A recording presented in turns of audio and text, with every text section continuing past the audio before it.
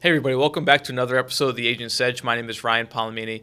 Today we're going to talk about building internally versus building externally. What are some of the pros and cons? What are some of the differences? And how should you build your business model? How should you scale it to a level where you're trying to go? And is one going to be easier than the other? Now, I'll tell you straight up, one takes a lot more capital than the other, because if you're building an internal model, you are talking about building on a salary basis. However, what I can tell you, as someone that does both, my firm, Top Rank Advisors, we have a wholesale division, which is for all of our external advisors all around the country. But we also have an internal advisory model where I have financial advisors and agents that work in my office full time. And I can tell you, as someone who has both models, we are 9 times more profitable as an internal firm than we are in our external agency. Why? Well, because again, it's about control that we have internally, and it's about the difference in comp. So, and I'll explain that in a second, but I want you to think about this for a second. What is it you're trying to accomplish? Because if you're in the mortgage protection final expense business, you're probably not going to have a very big internal agency unless you have a telemarketing firm or something like that. I know the industry is starting to shift a little bit more towards that. But when you have an external advisory firm, it allows you to obviously grow it without the cost affiliated with it. Meaning, if you're going to go and you're going to hire a bunch of 1099 employees, or not even employees, but 1099 agents, right? You're not going to have to pay them a salary. You get the difference on comp, right? You get an override on what they produce. However, there is a cost to that. There's a cost in time, right? There's a cost sometimes in marketing to get someone up and running. And there's a cost that you don't really know what they're doing outside of your firm. Meaning, are they contracted with other people? Are they writing your business somewhere else? Are you protecting your brand as a firm? And I got to tell you, for someone who's been a builder for 14 years, and I have the external agents and advisors, it is something we're always thinking about. It is something that we're always, no matter how great someone is, how much you love that person, right? There has to be a thought in the back of your mind. And what we started doing was, let's try 2 different models. Let's have that, but I want to try the internal advisory model. And for some of you that have been building for a while, this may be something you want to pay attention to and begin adopting into your practice. Because when we started doing it, number one, they're around our culture 24/7. And I'm going to give you an example. I'm going to brag for a second here. I had a new advisor that started with us 2 months ago. And his first 90 days, really in their first 90 days of working with us, they're really taking first appointments, and I'm doing the case design work, or my partner, we're working with them hand in hand. They're not really doing much selling. It is more of, the first 30 days is intense training. You're watching me come in, you're watching me do all my presentations, take first appointments, learning all of our systems, products, blah, blah, blah, right? So the first 30 days, really kind of 60 days, that's a lot of work. But we have a new advisor that started with us 2 months ago. And really the last 2 weeks, he's been on his own taking first appointments. And this is the product of the system. This is what I'm saying. When people are around you, if you're a big producer and you could get the right people around you listening to you and duplicating what you're doing, which is why you have to have a duplicatable system, things can take off very quickly. In his first 2 weeks on his own, he has produced over $700,000 in annuity volume. A lot of opportunity in life, a lot of opportunity in AUM. I'm just going to focus on the annuity for a second because I know a lot of you want to become big annuity producers, right? $700,000 in his first 2 weeks on his own using our leads in our system, blah, blah. Why do I bring that up? Because when you have people internally, again, they get to be part of your culture. They get to be around you more often. And if you're doing the right things, you're going to create somebody who can do, again, what you're doing, and you want them to do more. But where's the profitability come in? Well, on average, right, when you have an external advisor that's not inside your firm, maybe that's just a part of your, under your umbrella, you're typically on an annuity, you may get, 50 basis points to 1%. There's not a lot of override in the annuity game. It's not like this is, ripping, 7 points. It doesn't work like that. However, when you have someone internally, that's different.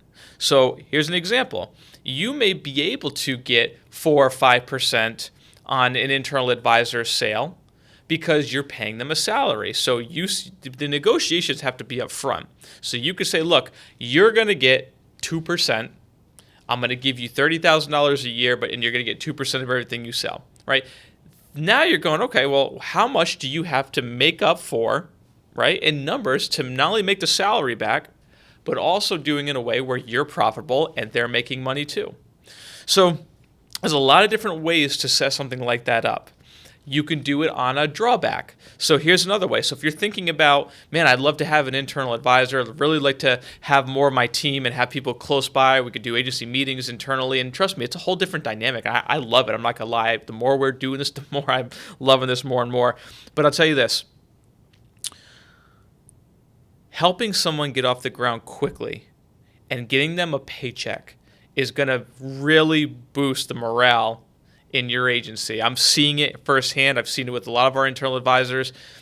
And that ability is going to help you be able to scale a lot faster. Why? Because if you can teach someone inside your organization to be a high-level producer and you bring someone else in, you can teach that again and you can do that again. Look, you could hire 5 to 10 people internally and be done.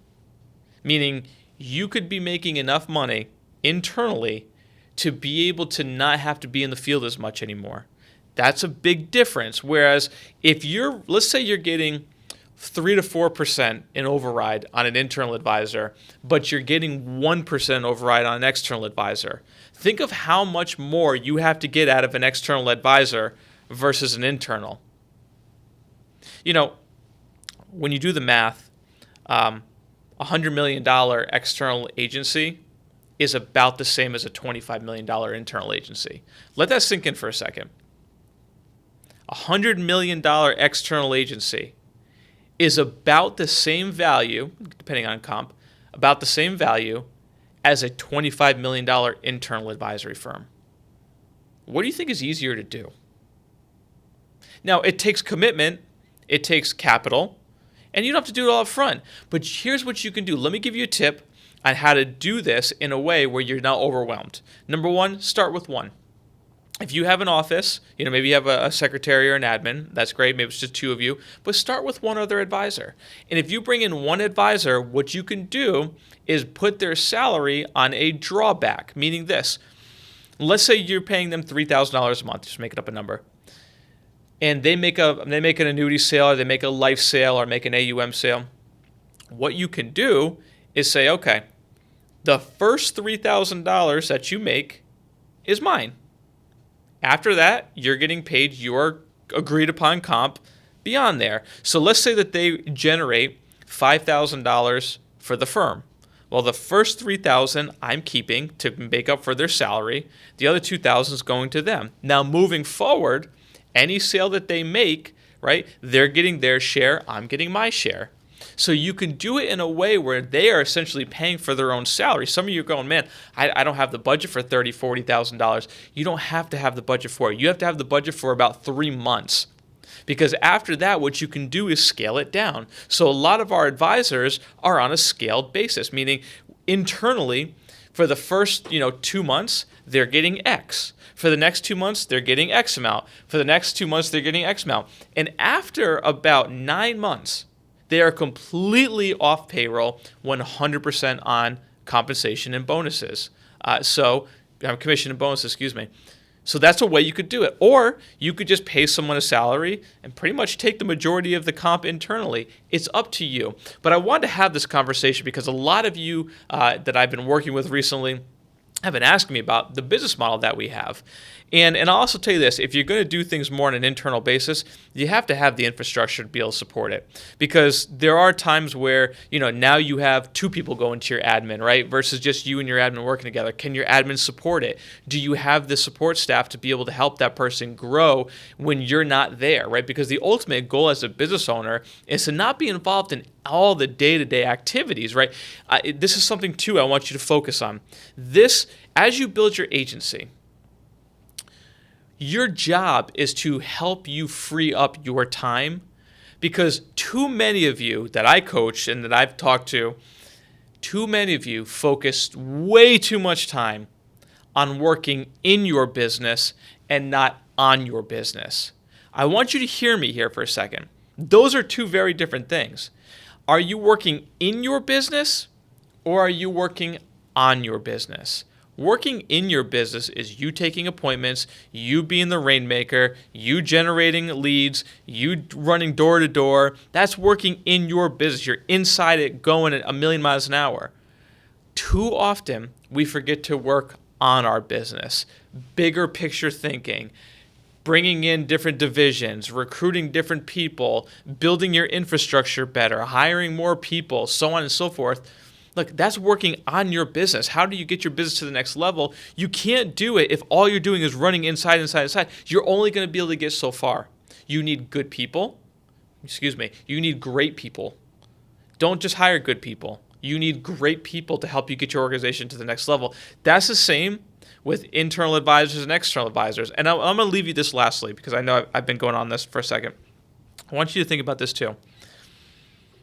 As someone who is building, if you are building an organization, I really want you to stop recruiting everybody with a pulse and start thinking about what it is that you're looking for in an agent or an advisor that you want to bring into your organization. I know it's like, hey, go hire him and throw stuff against the wall, see what sticks. It's a lot of time, energy, and effort wasted. What if you took your time and started interviewing people before you actually brought them on? Well, Ryan, I do talk to them. No, I'm not talking about like, are you willing to get an insurance license? I'm not talking about the person down the street that may do good. I'm talking about someone who's got it together, someone who's looking for the next opportunity, someone who's looking for a change. Instead of you recruiting 10 people to hope that one work out, why don't you focus on trying to find 5 really good people that will work out? That has changed my world. If you know anything about me, if you've ever reached out to Top Rank Advisors, if you reach out to our firm and you want to work with us, we'll be more than happy to have a conversation. The problem is if you don't meet a certain criteria, we don't have the capabilities to work with you because we're at a certain level, and unfortunately we kind of demand a certain level to work with us. And again, it's not trying to disrespect anybody, but what are your standards? Like, I love all you. I just don't have time to teach someone how to sell an annuity anymore. That's what my training is for. But if you're $1 million producer and you want to get to $5 million, I'm your guy, right? We're your agency. But you have to have standards. So as you're building this thing, what are your standards? What are you willing to accept for someone who's going to come into your world, take your time, and you're going to spend that time, energy, money, and effort with them? What are you willing to accept? Something you have to think about. Something that has to be part of your business plan and business model. If you ever want any help with this stuff, reach out to me. I'm more than happy to help anybody. I hope this helps you. I hope this is something different. I know, people come to me, they want to learn about products and annuities. I get all that stuff. But what about the internal infrastructure? What about how you build a business? I think it's so important. I think it's so overlooked in our industry as advisors on how to build an actual scalable business model and looking at it from different angles. So thanks again so much for watching. If you like this video, hit the like button, hit that subscribe button. And as always, thanks for watching. We'll see you on the next episode.